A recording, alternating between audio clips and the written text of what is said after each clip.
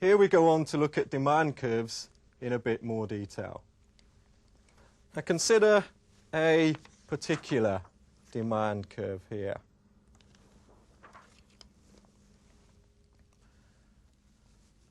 Firstly, note that we can define the total amount spent on a particular good by the price times the quantity at any point on that demand curve. So if we take the first price quantity combination, then we can define the total amount spent on the good as P1 times Q1. So consider this particular demand curve and what happens when price falls. As you can see, price moves from P1 down to P2. We have a considerable increase in the quantity demanded. Total amount spent on the good actually rises, as you can see by the fact that area 2 is greater than area 1 on this particular graph.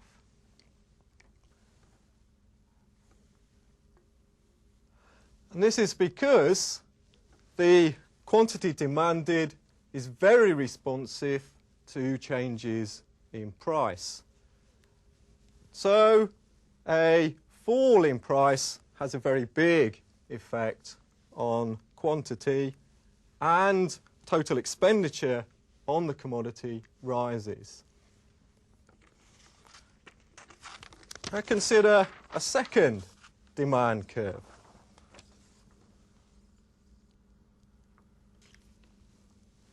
Here we have the same sort of effect, a fall in price from P1 to P2, but now total amount spent on the good actually falls. And you can see this by the fact that area 2 is smaller than area 1. And this is because quantity demanded is not very responsive to changes in price. Now, a concept known as the own price elasticity of demand allows us to measure the responsiveness of quantity to changes in the goods price. And this demand elasticity is defined as follows. It is the proportionate change in quantity demanded divided by the proportionate change in price. Effectively, the percentage change in quantity divided by the percentage change in price. Now, to actually use that definition to calculate a particular own price elasticity of demand, we need to set that definition up as some sort of formula. And that's all we're doing in the next stage here. The triangle there represents the change in quantity on the top, the change in price on the bottom, and is known as delta. So all we're saying is the change in quantity divided by total quantity divided by the change in price divided by total price, which you can rearrange into a much more friendly type of formula as we have at the bottom there. Delta Q over delta P times P over Q. Remember, if you have a straight line demand curve, delta Q over delta P relates to the slope of that demand curve throughout. Though the slope will change if the demand curve is not a straight line.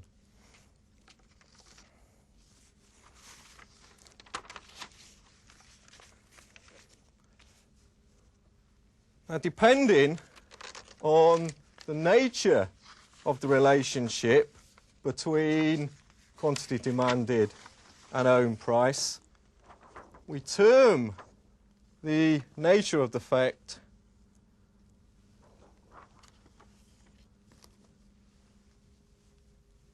slightly differently. Where we have a situation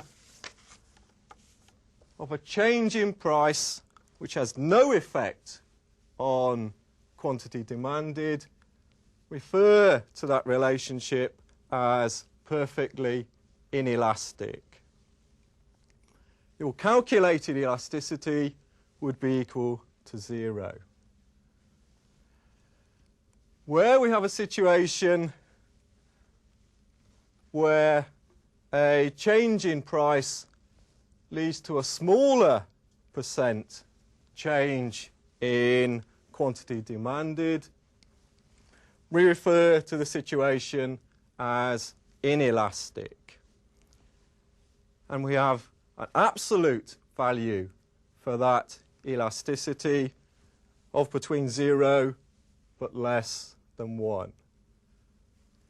Notice I say absolute value there because the elasticity, the own price elasticity, will always be negative, given that the demand curve is downward sloping.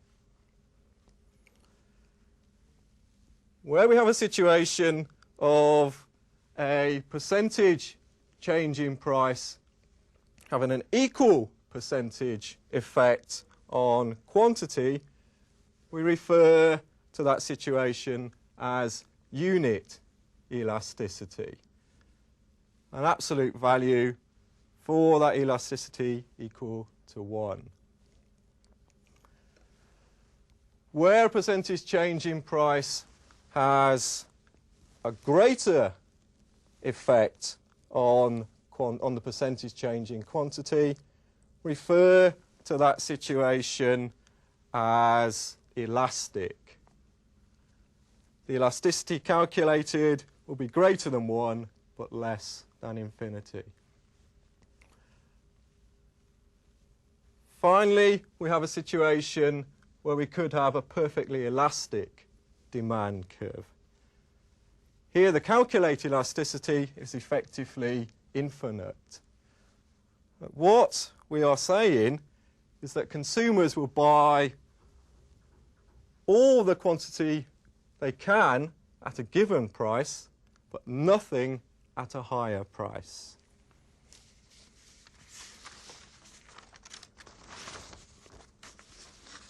Let's view those two extreme situations to see what our demand curve would look like.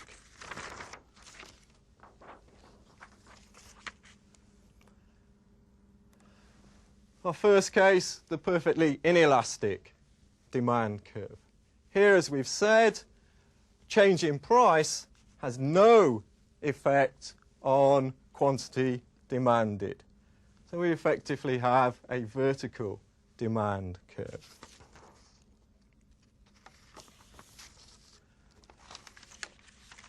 Second extreme case, our perfectly elastic demand curve.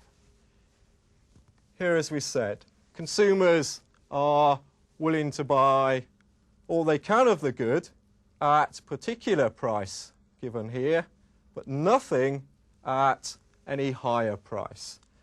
And this gives us a horizontal demand curve.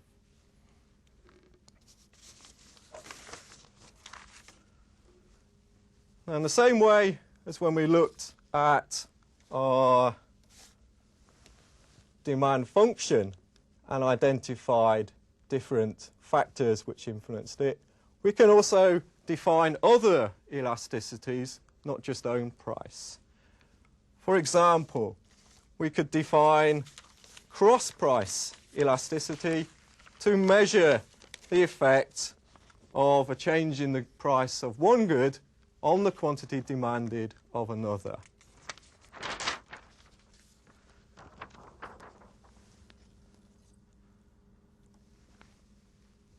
Very similar setup. That's just the proportionate change in quantity demanded of our particular good divided by the proportionate change in the price of the other good in question. Now, if we have substitutes, we will have a positive cross-price elasticity here. So if the price of the substitute goes up, so will the quantity demanded of our particular good. If we have complements, then we will have a negative cross-price elasticity of demand. So that if the price of our complement good goes up, quantity demanded of our particular good would fall. Lastly, we can define what's known as the income elasticity of demand.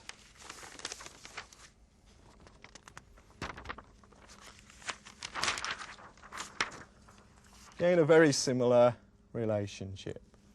Proportionate change in quantity demanded divided by proportionate change in income. And the way we've defined the thing, this would be disposable income. Here, if we have a normal good, we'd have a positive income elasticity of demand. If we have an inferior good, then we would have a negative income elasticity of demand.